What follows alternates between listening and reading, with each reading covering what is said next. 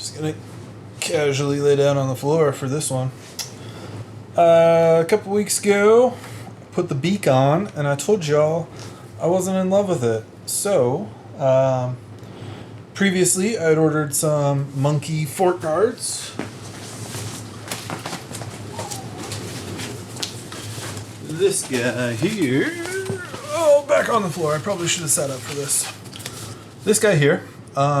Only one of which has shown up so far. The left side. What's left? No, the right side. Sorry. The right side is for some unknown reason nationally back ordered right now, which is just stupid because how many of these are we buying, people? Anyways, I have a 3D printer and it works pretty well, and I'm alright at Tinkercad, which Tinkercad. Those of you that 3D model know how great it can be, but also how simple it is, and I'm amazed at what I came up with in there. Yeah, I'll show you what that looks like. I don't know, maybe now. If I figure out how to screen record, I'm sure I can figure it out.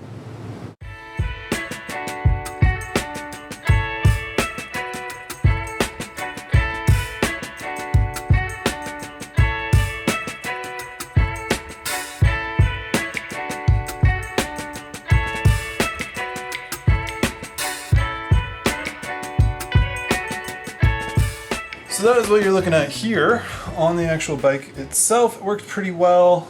I think if I do it again, I'll probably go a little bit wider and a little bit deeper, just to get a little bit more coverage on there.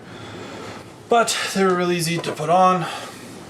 Take everything off. It is 2 bolts on each side. Oh my god, I'm laying on the ground. This is the worst. 2 bolts each side, bolt back here, and a bolt on the other side to get your rear stay portions off, and then if you have ABS, there's one line up here holding your brake line.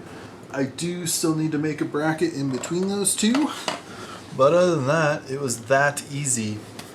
I have some sanding and some painting I need to do on this, which shouldn't take me very long, but I'm going to pull these off real quick again.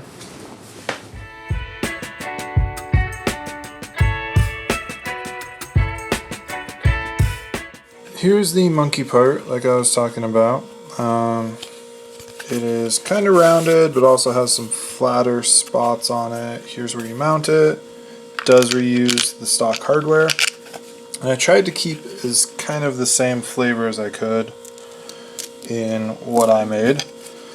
So here is comparison between the two. They're about the same height. Mine's a little bit shorter. Mine's a little bit deeper, but I tried to get it as close as I could using, again, Tinkercad.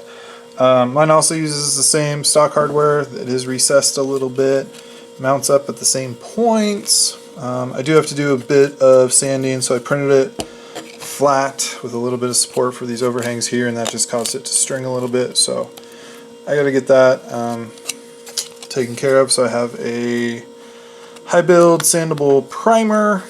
I still have a little bit of flashing to get off too, but yeah, I have a little bit of post-processing to do. I unfortunately did not octolapse, whatever, the printing of it, but I took a picture, which is here, that empty space right there.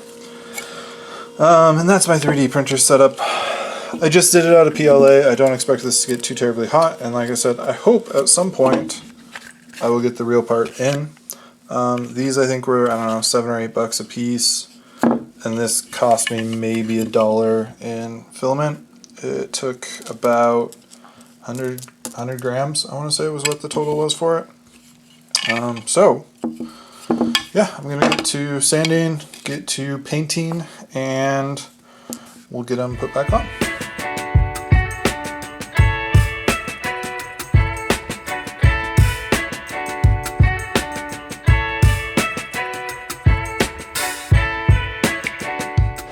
I don't think I've ever shown my paint setup here.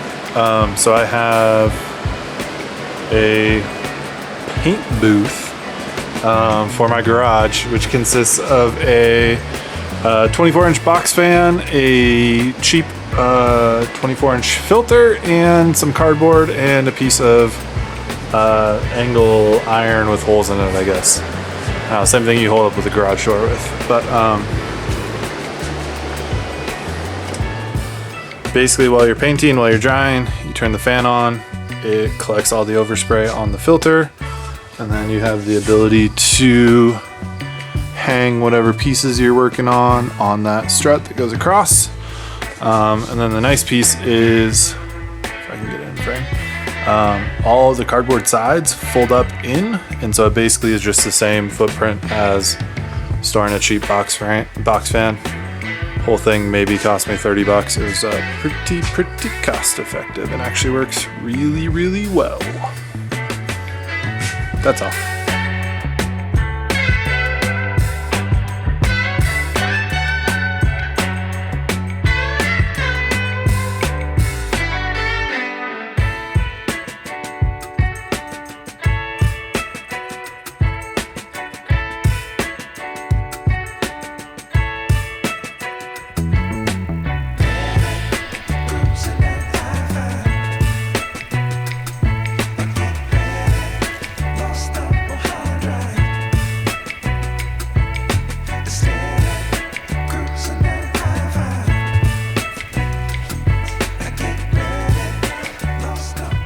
Well, I started the video on the floor. I might as well end on the floor, right?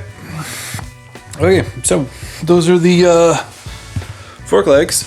God, sorry, floor was a terrible choice. Those are the fork legs. I am kind of,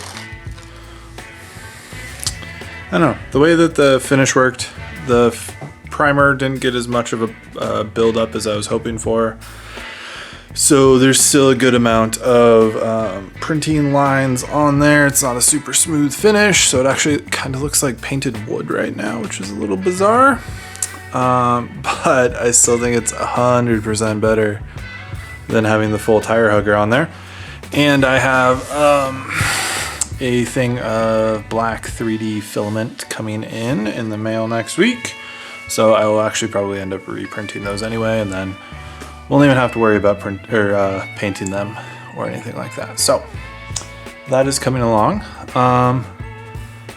You may notice that, you know, without that tire hugger on there, the engine is going to get pretty dirty, and I have a plan for that.